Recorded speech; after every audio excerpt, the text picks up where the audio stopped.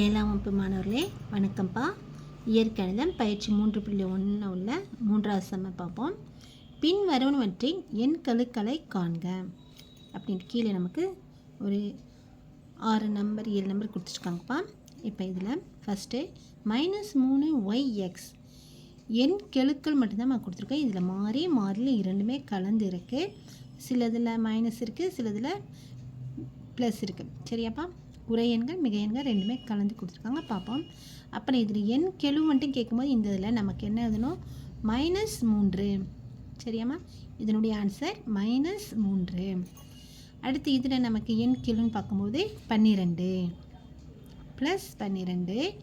அடுத்து ஒய், இங்கே வெறும் ஒய் மட்டும்தான் இருக்குது, இங்கே எதுவுமே இல்லை. அப்போனா இங்கே எதுவுமே இல்லைன்னா என்ன இருக்குன்னு அர்த்தம்னா 1ன்னு இருக்குன்னு அர்த்தம். சரியா? ஏன்னா ஒரு ஒய், இதனுடைய எண் கெழு 1. அடுத்து இதில் நமக்கு மாறி பிசி ஆங்கில எழுத்துக்களை விட்டுட்டு மீதி இருக்கிறது எல்லாமே 121 அதனுடைய எண்கள்.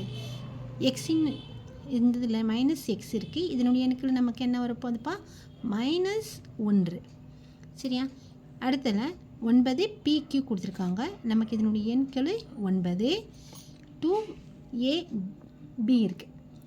அப்புறம் இதில் நமக்கு எண்கள் என்ன வரப்போகுது? 2. சரியாம்மா? தேங்க்யூ.